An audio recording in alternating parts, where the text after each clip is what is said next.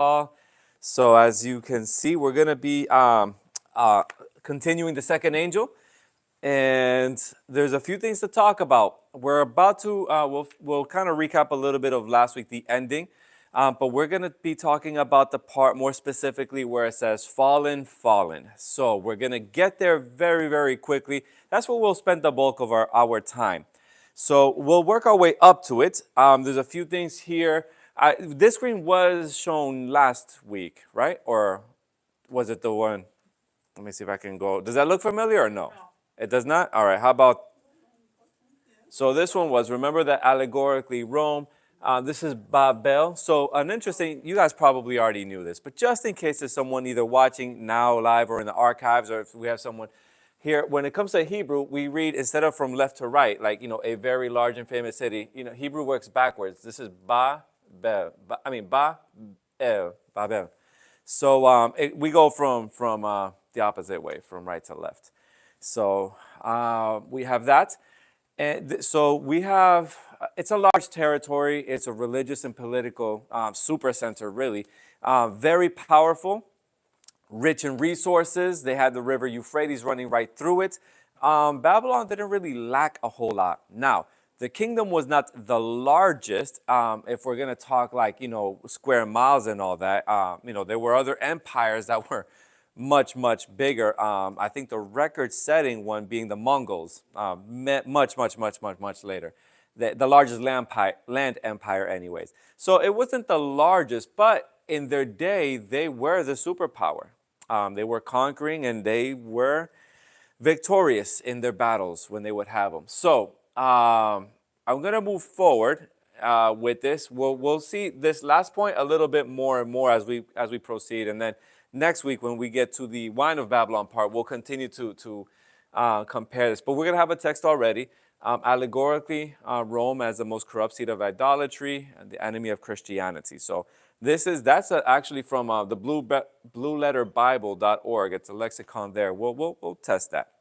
Thoughts or questions or from the last time or? All right, we're going to keep moving forward then. So here, a little bit more of what we mentioned. It's a religious or political power. So you guys know there were people that oppressed the people of God. Did we do these verses already as well? No? All right, let's see if we can do some of them now then. So this is what we picked, where we left off. So we'll start with this one here, known for opposing God. So you guys probably know this. In Genesis 11, 1 through 9, we don't have to read the whole thing, but as you guys turn to your Bibles, it may be in the subheading, or as you read the verses, what is that story about? And what do you guys recall? Genesis 11, 1 through 9. What is that story about? And what do we recall?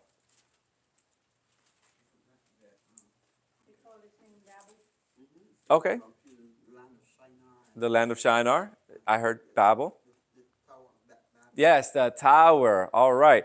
Now, why was this thing being constructed? To reach the heavens. All right, they didn't want to go through the flood again. So this is interesting. Why would they not want to go through the flood again when God already promised he wouldn't do that? So there seems to be a trust issue there from these people, right? And there's a number of other things. And, ultimately they did what they would do. Once we set our minds to do something, that's the tendency is to, well, with a lot of people, the tendency is to see it through, right? Now, that can be a good thing oftentimes, but not always, no? Not always. So, we also know that it was a place where the people were going to settle in with this massive project. But not long ago, in Genesis chapter 9, I believe it is, if I'm not mistaken, we can look at, but God had given Noah an instruction, and it was to be fruitful, multiply, replenish the earth, right? To scatter, basically, to populate the earth. So the Tower of Babel would do quite the opposite of that. So instead of scattering, it would concentrate the people in one place. So we see that these are acts of defiance with the story of the Tower of Babel. One day maybe we can focus on that, maybe on another occasion. But we have at least 2 or 3 things so far. The reason I mentioned all this is because something would result. God would descend. He would consider what was going on. And what would he ultimately do? but how did he do that? Changing the language. Changing the language. So before, yes, this world was of one language, and you guys know the story. You guys got it. He multiplied the languages, and it confounded them. Confusion was the result. Now, we're going to get into that. Confusion wasn't the start. Confusion was the result of a series of actions, and it led to the result of being confused. So we'll come to that more and more as well. So what does Isaiah say? Now, when it comes to Babylon, I know that there is 12 through 14, but verse 4 might be helpful. We've read this many a times here. You've read it outside of this setting in your own personal time many times as well. You guys probably have that section memorized, those two verses. But we know that it is apparently addressing maybe two people at once. So in verses 12 to 14 of Isaiah chapter 14, who is the subject? All right. Yeah, right? Because, there's certain things, that are very specific to him, and we can find in other parts of Scripture, Ezekiel and more. Now, if you consider verse 4, is there anything else anyone else that comes into the picture? The king of Babylon. All right. So we know that the person being addressed, because there's certain characteristics that meet the fallen angel Satan. But it's interesting that God is using the king of Babylon to illustrate the actions of Satan as well. Does that make sense? So in a sense, Isaiah is having this dual application, if you will. And what's interesting is that Satan has always been an enemy of God's people. He's always tried to destroy them. And it's as if in the same illustration, the king of Babylon is mentioned there as well. So that's another thing. When we consider the second angel in Revelation 14, verse 8, it should, this should help us see the context of the Babylon that has fallen and the role that it has played, maybe not literally always, but symbolically as well. And we'll get into that more, especially with the allegorical part that I shared from the Blue Letter Bible website. Any thoughts or questions about that part? All right, so moving forward. So we see that it's definitely very destructive, very evil.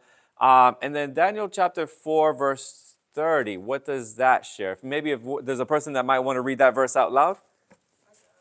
Thank you, Lori.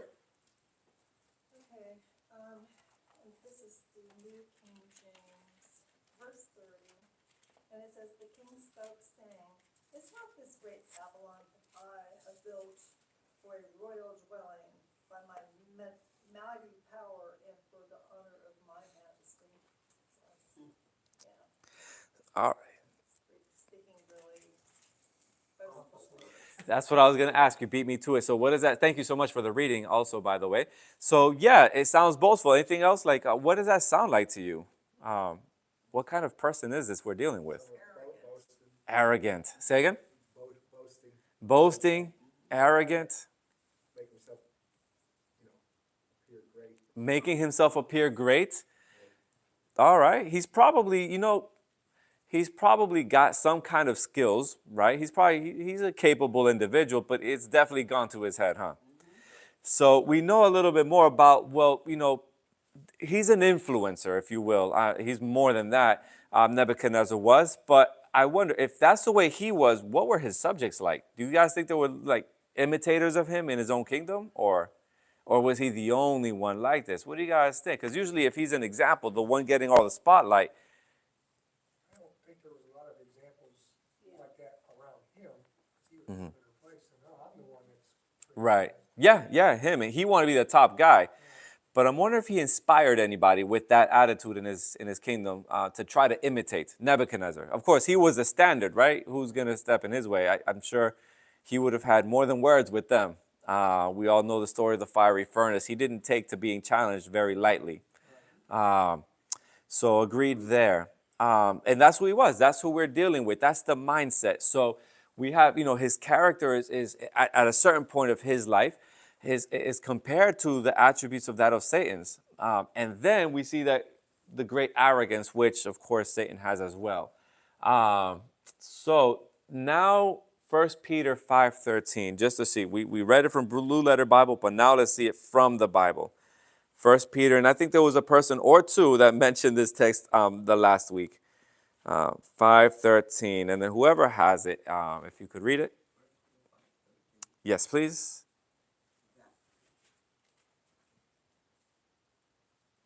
The church that is at Babylon, elected together with you, saluteth you, and so doth Marcus, my son.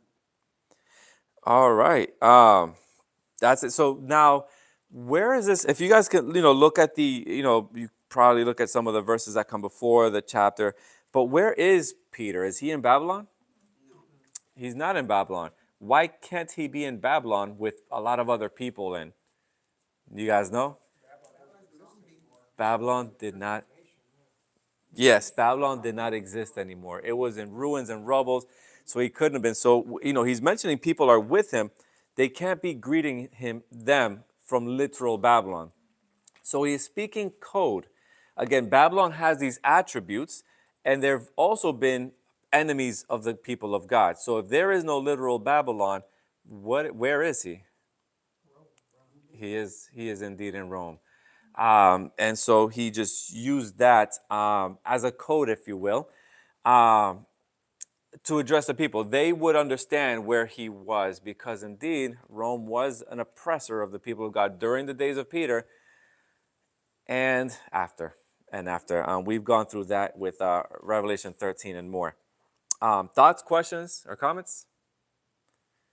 All right, we're going to keep going then, because we're going to get to the fallen part. Oh. Say they were an image of Babylon. Rome was an image of Babylon. Oh, okay. Yeah, very much. Yeah, the picture was very similar. There is comparisons. So we're going to go ahead, and of the lion with the wings, those who remember for our studies from Daniel chapter 7, it's the first beast that rises up out of the sea, and it represented Babylon. So the image, I wanted to use that to make that connection too. Yes. Is Peter the first in the New Testament? That spoke about the church as Babylon. Is he the first? So I'm not sure if there's other places, like many other references to that. Why I asked that is Yeah. how he was able to make the connection that Rome is Babylon. Yeah. That's what I want to know. Yeah, no, it's a great question. I'm gonna see if I can pull up any if there are any other. So Revelation 18 is gonna have references. All right. So In Revelation, but that's John. yeah. I'm looking back. Yeah, so there is other. The thing is, it won't say it very directly, but when you compare the characteristics of each, where they are, the fact that Babylon no longer exists, and when we get to the wine of Babylon, it'll continue, which will be next week or the week after. We'll continue to see the similarities shared between Babylon and Rome. They do the same thing. It's just that the difference is this. Honestly, the difference is this, or one main one. Babylon was very specific for a geographic location. It was localized. That's a better word. Babylon was localized. So was Rome. But when Peter refers to Rome, yes, it's a localized setting. But when Daniel, looking forward, and when John, writing in chapter 13 and in chapter 18, Rome is not limited to a local. Rather, it is a worldwide entity, if you will, a worldwide group. And so there's a lot of matches. But will we find it directly like that? No, we just kind of like the lion is not said to be Babylon. The head of gold is, so that helps us out. But it doesn't say the bear is Medo-Persia. But we know this because of the sequence in history. And so it matches, the glove fits. But that would be a study of Daniel chapter 7, which we've done, and Revelation 13, which we've done as well. Would anybody else like to share, or? I was just thinking, yes, its influence Mm-hmm. went throughout the world, although it was in one place. Mm-hmm. Influence spreads. Yeah. Yes. Also, Peter would have had the Torah to look at Yeah. the scriptures, so he would have had the Daniel's writing. Yes, he would have. Yes. So he would have connection too, I believe. That. Yeah. Oh, absolutely. Yeah. They know. I was looking to see if any more had his greetings, if he would use that again, that term. He did have access. They knew the Old Testament scriptures. So they would understand that system as well as from the book of Daniel. They might not have known all the details that we know, maybe, but they knew that there would be that rise and fall of nations. Um, so here's another thing. I'm not going to share this next screen because it's Valentine's Day, but I just fell on it, so we're going to use it. So this is an interesting thing that while I was at seminary. Now I might have I'm going to present it a little bit different, but while I was at seminary, I remember that there was I believe it was a dean in a devotion, one of the chapels. He had presented this and a lot more in his own way. And I thought, hey, this little detail is pretty cool. I'm going to remember this, and one day I'll get to use it. So remember that Hebrew is from right to left written, right? So I want to draw your attention. I try to make it bigger here to here. So notice how there's a reversal. So first letter, second character, third character. First, second, third. So let's go end, beginning and end. Do they look alike? Similar? All right. These are accent marks. So the accent marks, they make the vowels. These little dots, this is like an A-ish, but this is a different A. This is an E sounding, like L. That's like an A, but it's a different, like ah, kind of. So we'll not look at the accent marks, but do these characters look? And these? So you see how they kind of like, they go in reverse order. Right here, this is Babel. And this is Levav. Now, it's almost like the opposite of Babel, right? So here we already looked at the Tower of Babel, but we see that in the beginning, this is Genesis 10:10, and the beginning of his kingdom was Babel, which is right there, Erech, Akkad, and Calneh in the land of Shinar, right? So this is pertaining to Nimrod in verse 9. He's the one that's doing all these. So the tower, as you guys had described, it really defines a rejection of what God has promised. So there's a problem there. And so it resulted in Babel. But I wonder so that's how that started. But I wonder if we can go back even further and see if there's more to be known. So Nimrod, I wonder if there was a problem with Nimrod and his followers. So here in Genesis 6:5, this is where this word comes in. Then the Lord saw that the wickedness of man was great on the earth, and that the intent of the thoughts of his heart was evil continually. Guess which word here is that? Heart.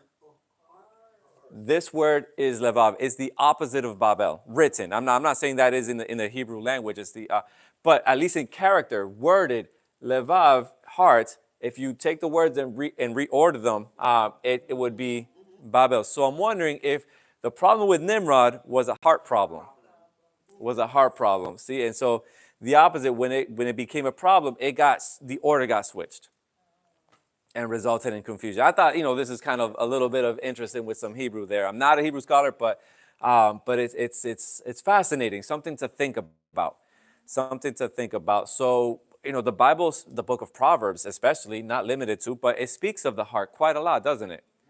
You guys just told me about Nebuchadnezzar's pride, and we'll talk more about that as we advance, about his arrogance and all that. But all of this comes from the heart, doesn't it? So Nebuchadnezzar had a very similar problem that Nimrod had. He had a heart problem too. There's no doctor that's going to fix that one, though. No. They can't test that one, right? This is a spiritual one. And so they were drifting away of God. They had that heart problem. And that's exactly what they were doing at the Tower of Babel as well, drifting away from God, doing things their way and not taking God for his word. They lacked faith. I'm not sure if it's in the book of Romans, but I believe that whatsoever is not of faith is sin, right? And, well, it continues to go back to the heart. Thoughts, questions, comments? I thought so too. Yes. Yeah. Yes, that is right. He got caught up by his own beauty, his own. So it began in his heart as well. So it is a heart thing. Yeah. Do you think when it it says circumcision of the heart, it talks about Ah. that a lot of times, that's how God knows us, because, when they're saying the circumcision, Yeah. it's to identify God's people, so maybe it's the Yeah. circumcision of the heart, which is a spiritual. Yeah. Paul would write about that. When you turn, to God. Well, that's why, That's a good point. Thank you for sharing. Yes. that's what God said, that David was a man after his own heart. Yeah. They start doing everything after him. Yeah, which is the exact opposite of this side here and here as well. So yeah, that's a great example. I have to add that to the notes for next next time this goes along. But yes, David was a man after God's own heart, which is really the exact opposite of this.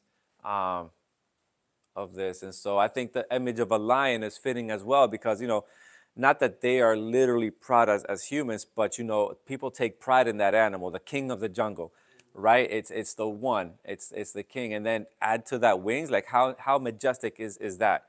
So yeah, it's just an amplification. I think it's a fitting symbol for that attitude as well. So we're gonna go ahead and move forward, but this is a good one. This is a good thing, a good one to dwell on for a little while. So we were talking about defiance. The problem here. The next chapter would be the Tower of Babel. We've talked now about the heart problem, and you guys also shared with me that the result of them continuing their efforts to work on the Tower of Babel resulted in their confusion. So we're going to talk about that next. So these are some things when you consider the story of the Tower of Babel that they did. They departed from God. Actually, what are some things? There's some things on the screen, but you might be able to think of more. When you guys know the story. When you think of the Tower of Babel, what are some of the things, red flags that they were doing there that stand out to you guys?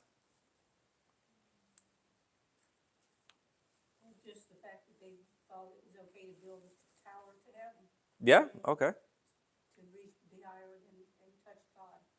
Yeah. Yeah, that's a red flag. Someone should have thought that was a red flag. I'm sure somebody did. I'm not, it's not recorded, but Trust in their own work. yeah. They are trusting in their own works. That is a red flag. That's a good one. Thank you for sharing that as well. In the story, it could be something that comes to your mind aside, on top of, in addition to the screen. So those are some good ones. They trusted in their own works, and they certainly were working, right? To find their own way to heaven, to the heavens. They weren't relying on the promise. And they really, besides being defiant to God, they in building such a thing, they're saying that they are greater than God because Wow. they can, Yeah. they can outmaneuver him. They can, what their intelligence, using their intelligence, they can. What's the word I want to say? In other words, he used water. But Yeah.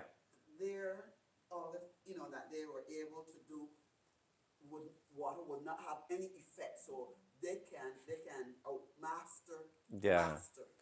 Yeah, they were probably under that delusion, yes, or that thought, that delusion. And it's interesting that I don't know, because it tells us the materials that the Tower of Babel were being used, constructed with, no, like mortar and brick and things. I'm pretty sure the Genesis 11 story tells us the materials. I'm not sure that if God wanted to flood the earth the same way He did with Noah's Ark, I'm not sure that would have stood. That would have been a major collapse, falling from the heights of the sky. How would all the people on the earth fit in that tower? Yeah, Like I said, another thing is that they were delusional. yeah, I think so. Don't you I think think so. that they were fearful though, that they were not trusting God at all? Agreed. They were very fearful. That's the first thing that comes. Huh. That's interesting to consider. So they might have had a misunderstanding of His character, just like many people today and throughout the ages. They Maybe. didn't show any faith at all in Him. Right. Or even ask to help them Yeah. with any fearful thoughts they might have had at the time. That's true. Yeah, because they were fearful of another flood. Or at least that's what they said. Whether that's an excuse or something, but that's what was said. That's what we got to go on. Yeah, no, they did not seek His direction, so like others. That's a great thing to think about, Ed. So if you think a little bit deeper, why would Sure. they be scared that God would try to destroy their son again? Because Hmm. the reason He did it the first time is because of their evil ways. Yeah. Well, Yeah. resulted in This one here. God needing to destroy Right, them. the first, right. So to Yeah. take it a little deeper, they wanted to live their lives doing what they wanted to do outside of God's will for their lives.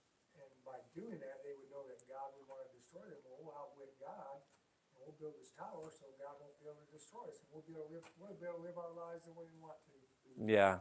Yeah. It's comical in my, looking at it so much later, but I'm sure you're on it. You got it. So today, if people, look for another way, in today's time, if people felt there was not going to be a judgment, that God is so merciful and graceful that he would never destroy his people, universalism, Yeah. then why can't I just go ahead and live my life the way I want to?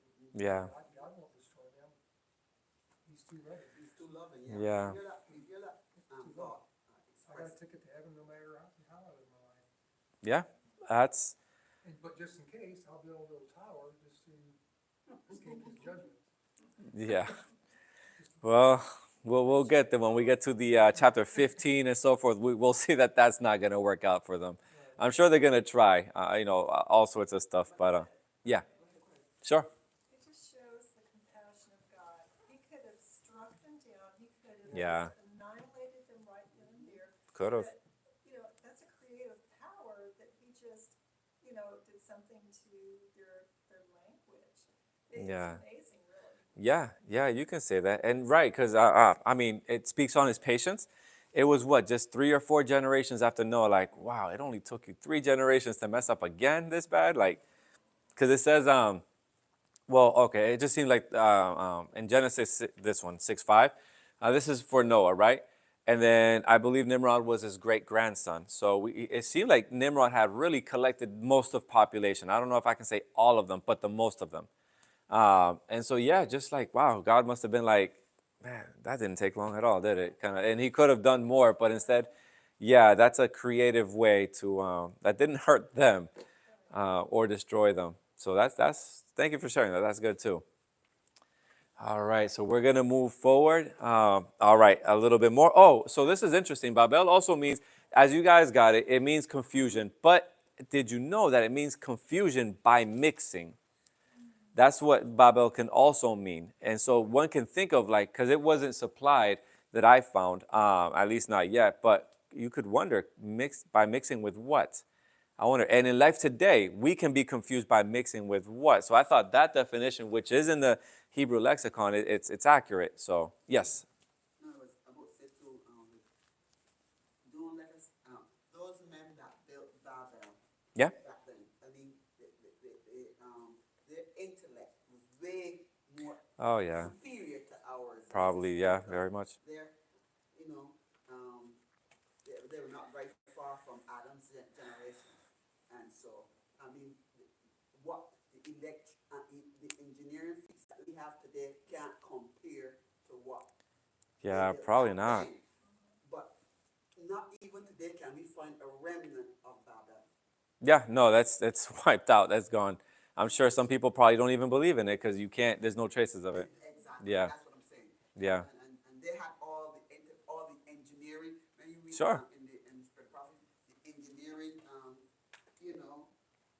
to put that thing in the air into the heavens. The Burj Khalifa can't compare.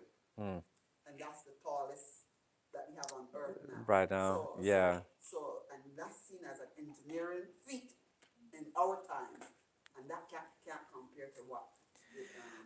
Unlikely. Yeah, I mean, there's been so many renditions. One can only imagine what that was like.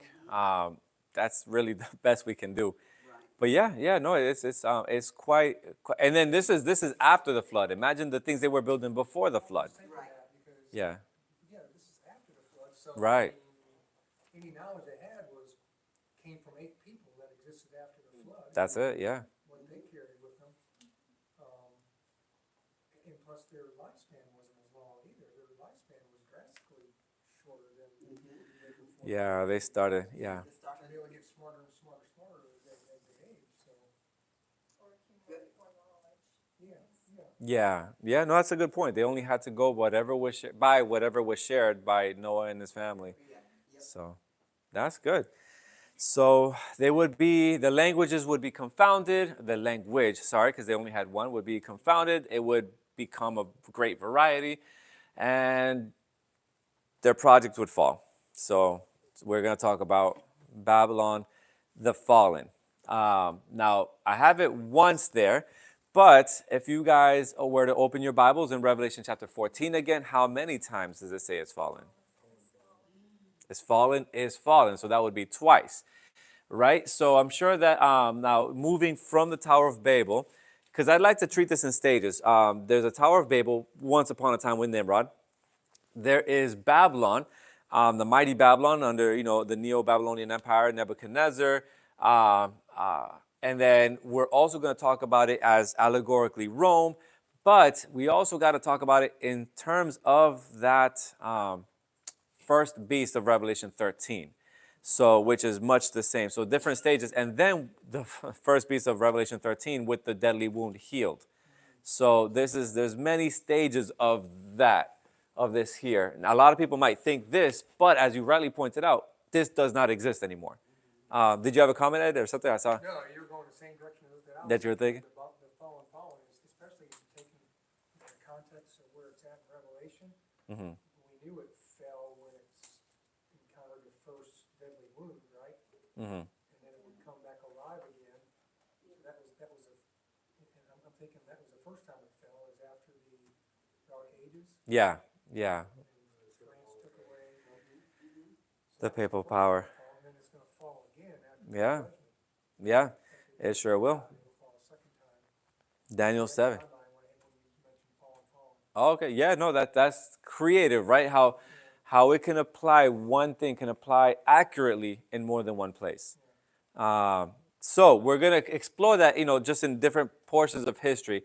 So we'll focus a little bit more of what, this might have looked like that, maybe not, but of this Babylon. Back 500 something years before Christ. So here is the first mention, not in Revelation 14. I think somebody mentioned this last time or 2 times ago, but can somebody read that verse from Isaiah 21, verse 9? Either on screen or on your Bible. Yeah. Now behold, here comes a troop of riders, horsemen in pairs, and one answered and said, Fallen, fallen is Babylon. All the graven images of her gods are scattered on the ground. Isaiah 21:9.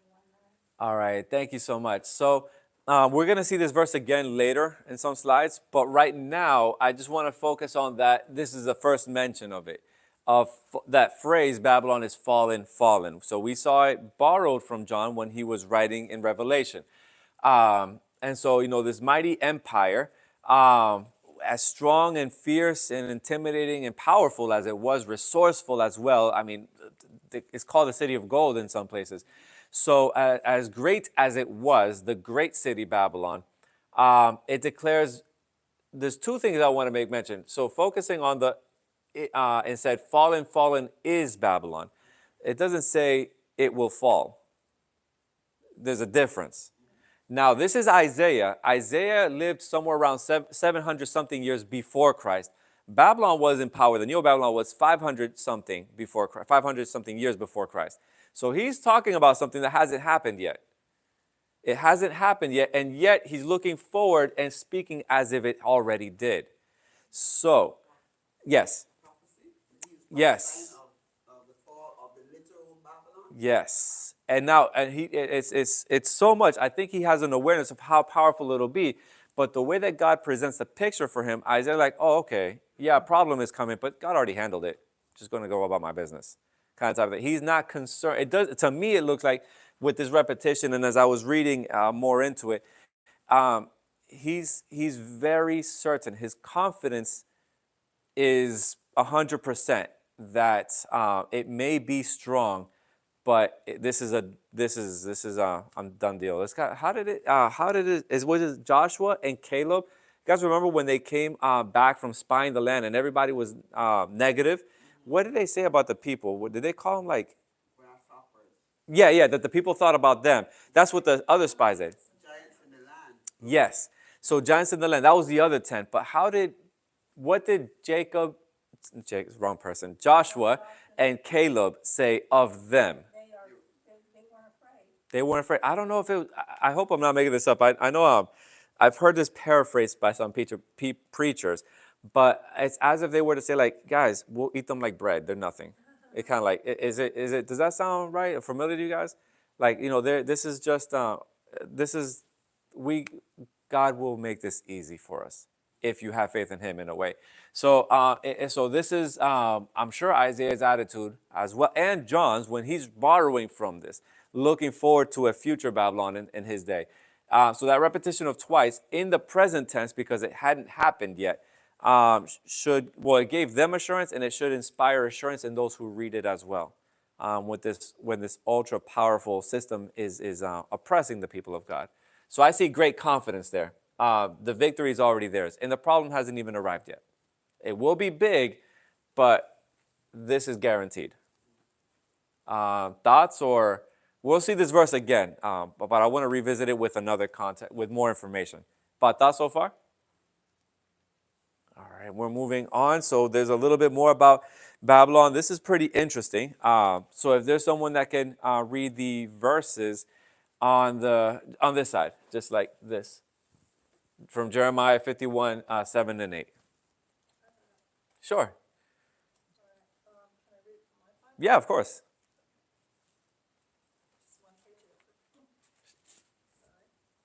All right, 7 and 8. Babylon was a golden cup in the Lord's hand that made all the earth drunk. The nations drank her wine, therefore the nations are deranged. We talked about that last week, didn't we? About the wine of Babylon. We'll talk about it more next in a different way, but yeah. Babylon has suddenly fallen and been destroyed. Wail for her, take balm for her pain. Perhaps she may be healed. All right, so there's a number of things here. Perhaps she may be healed. So we're going to first talk about, all right, so Babylon has fallen. So Jeremiah is going to repeat words that Isaiah has already said. Suddenly Babylon has fallen. That should be encouraging because, during the days of Jeremiah, there were people that weren't going with the plan of God, which was to submit, right, to the king of Babylon. They tried to fight some of them. It didn't go well. They lost. They were taken captive, right? So, but there is this for encouragement. Babylon has fallen. The golden cup. So I had mentioned that elsewhere. There's other places in the Bible that will refer to, Babylon's majesty, really, its resourcefulness, its richness in those ways. But there's this part, the fallen. This is so it's from the LXX. It's the Septuagint. It's the Greek rendition of the Old Testament. The Old Testament was not written in Greek. That was Hebrew. But with this, the word is pipto, that is chosen for the word fallen. And it's interesting because I just use this because this is a free resource. I could use more now, but I like to stick to this because anybody can have access to this from Blue Letter Bible. It's an app I used to use a lot.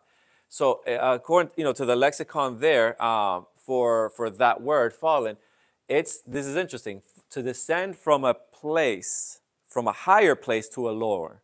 So that's a definition of that word pipto. That would be accurate as a definition. So one could wonder, did Babylon descend from a higher place to a lower place? To fall from a state of uprightness. I wonder if Babylon was ever upright. I don't know that they were, but the word does mean that. And then it also means to perish, to come to an end, to disappear, to cease. That's pretty permanent sounding. And indeed, as you know, that was its case.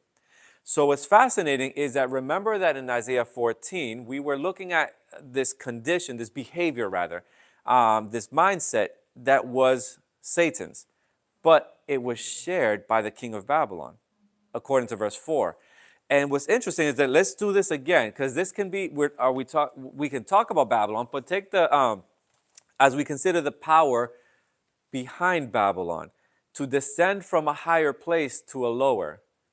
If it was Satan that was moving in the mind of Nebuchadnezzar for so long, I wonder if he was influenced by a person who started up here and fell himself down here. Does that make sense?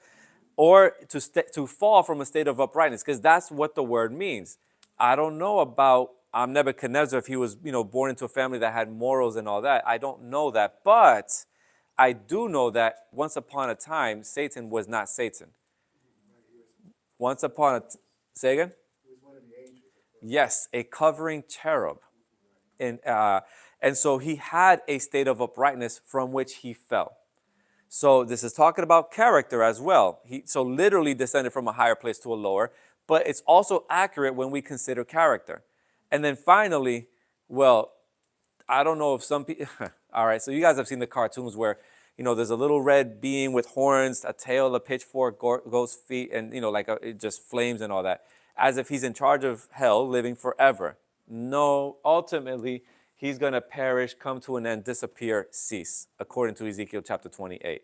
So it's interesting that these definitions apply accurately to Babylon, but also apply very accurately to the power behind Babylon. So more encouragement. I was reading some commentaries, and if they're not wrong, the first angel is it's a message of encouragement. The everlasting gospel. The second angel is not one of encouragement. It's predicting judgment and a fall. However, that is true. But while we're considering these judgments, it's still encouraging. Like there's like little hidden gems to give the people of God much to look forward to. I'm hoping that with these we can see some of them. So, any thoughts before we advance from this? Oh yes, go ahead, Donna. This just came to me. Sure. It says Babylon has been a golden cup in the hand of Yahweh. Yeah.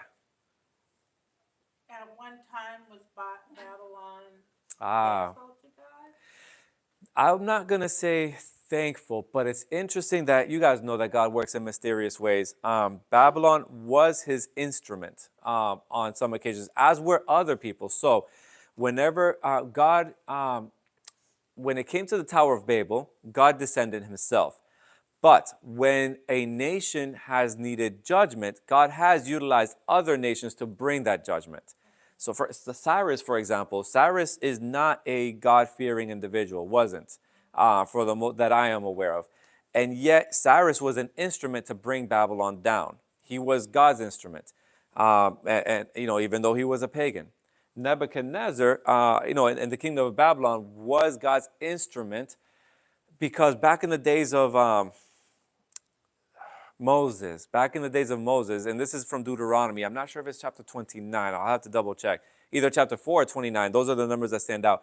But God had told his people, like, look, if you don't obey, if you rebel, and if you go this path, if you go down this route of sin, I will bring a land from the east or from the north or the northeast, and they will be swift as an eagle. I think it even says. This is a lot of prophetic significance there, because very accurate, even though it was fulfilled thousands of years later. So that instrument would be Babylon to carry out God's judgment. So it doesn't mean they were saintly, but they were an instrument of God, as were other people. Some unexpected. Well, for the most part, but there are some surprises. For the most part, I guess you could say. But yes, does that help a little bit? So they were an instrument of God, as were others, in times of judgment, to bring judgment. So I'm going to advance, and we'll do just a little bit more. I didn't want to get outside of the fallen part. That's what we'll stick to today. So Lori, this is the continuation of the verses you read. If you're still there, if you want to read verse 9. So we're still in Jeremiah. Yes, 51. 51:9. Yes. We would have healed Babylon, but she is not healed. Forsake her and let her go everyone to his own country. For her judgment reaches to heaven and is lifted up to the skies. Yeah, so that's a continuation. I'm going to bring this back a little bit here.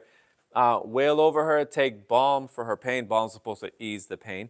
Perhaps she may be healed. There was a desire of God to heal her.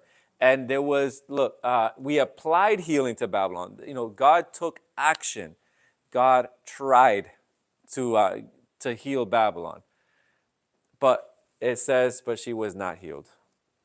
God's not going to force anything. He he tried. So you can imagine what Babylon, and we'll show you some other pictures as to what Babylon was really like. They're not an easy people to work with. We're going to see a little bit more of their character probably in wrapping up, but he really made a legitimate effort that should have worked, but he won't force anything. So for her judgment has touched heaven and lift up this, lifts up to the very skies. So you guys talked about this last week a little bit. You guys know the story of Daniel chapter 5, right? So where Daniel, just to summarize it, he's giving the king there, Belshazzar, he's giving him a history lesson when it's finally his turn to speak. Because, just like Nebuchadnezzar, he would bring all the astrologers, the soothsayers, the diviners, all of those people. He would bring them out first. Why don't you just bring out Daniel? He could have just come on, So this guy, this king, same thing. In fact, he didn't. It was his mother that came out and hey, had to bring Daniel to his attention. So Daniel gives this young king a history lesson, if you will, and that's what I like to call it. And so he had made mention. There was mention of what his grandfather had done, and he should have followed the steps. He was making him aware, but this new king, or co-regent really, wasn't having it, and that very night was the end of Babylon. Babylon fell, just like Isaiah predicted, just like Jeremiah predicted. A little bit earlier, we saw those verses. So when the Bible predicts something, unless it is a conditional prophecy, then it's going to happen. It's going to happen.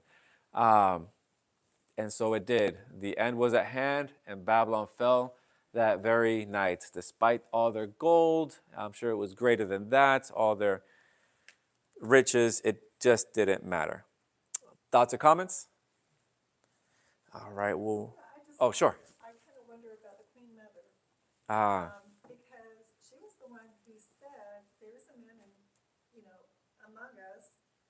It says, there is a man in your kingdom in whom the spirit of the holy, whom is in the spirit of the holy God. Yeah. No, I'm not saying it right. And like you said, she's also giving a history lesson. Yeah, she is. In verse 11. In verse 11. Okay, yeah, she did, because she's she's informing about him.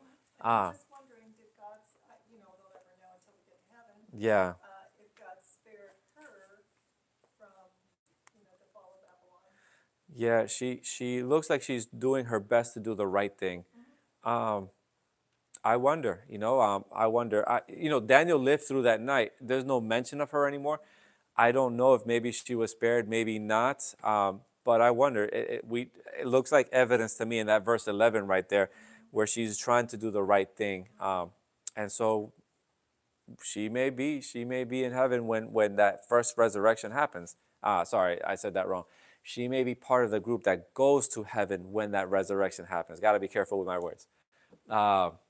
So it's possible. I hope so. I hope so. So I'll say this: if God is trying really hard to save the people in Babylon, this was literal. But remember, as we talk about the future Babylon and the present Babylon, and the Babylon came after this, he's trying to reach people there too. He's making every effort, just as he did. It wouldn't be a new thing. And Babylon's not an easy place to work. Not an easy place to work. So there's really only about 2 or 3 slides left. Babylon is fallen. So we've talked about Babylon, the city Babylon, 500 some years before Christ. So that's not exactly what the second angel is referring to. It's not talking about that Babylon, even though there's a lot of things we can learn from that ancient Babylon to apply today. But let's talk about when these 3 angels were finally sounding off for the first time, historically speaking, in the 1840s. So the first angel, right, did not cause the church of Rome to fall. So we've talked about, from Peter, Rome is symbolically Babylon.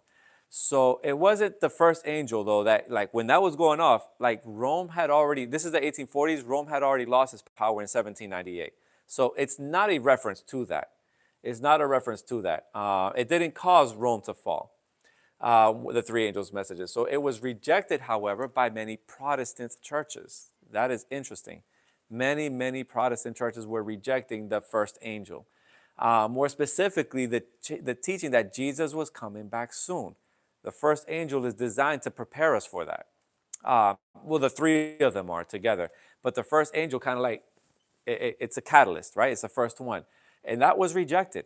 So I wonder if that would set Protestant churches up for a stand or for a fall, the rejection of that. What about then Daniel and Revelation? If they're rejecting that Jesus is coming back, I mean, Daniel chapter 7, has a judgment scene. Revelation as well, with chapter 12, and we got other chapter 1, there's others where Jesus himself is saying that he's coming back soon. So how does that change all of that? How about the pre-Advent judgment? This has been, have you ever met anybody that struggles with this concept here?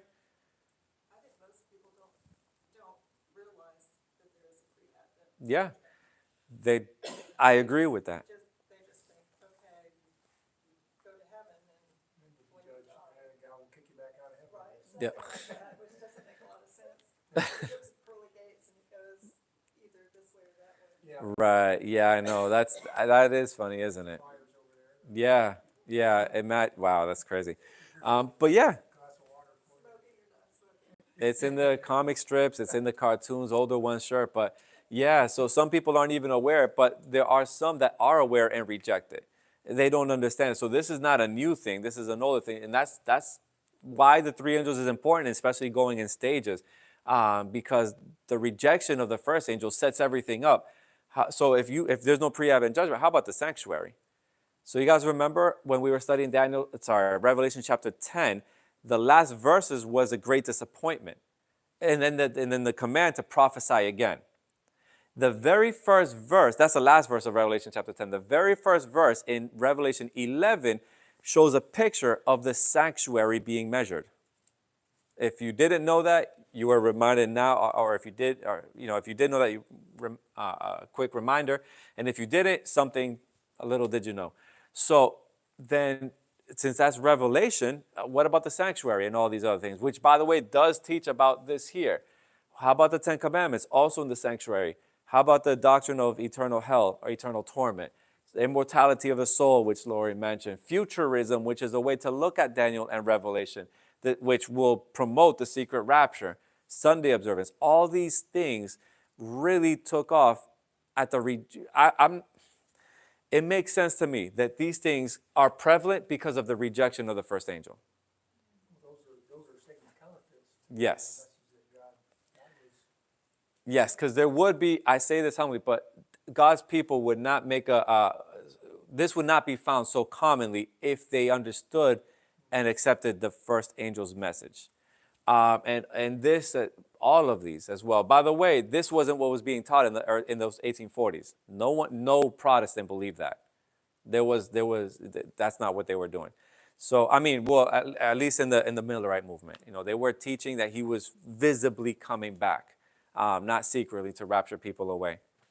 So we're at our time. I can do the next slides a little bit more next week. We can then transition into the wine of Babylon. So we'll revisit this. There's about 2 other slides after this, but we'll do that next week.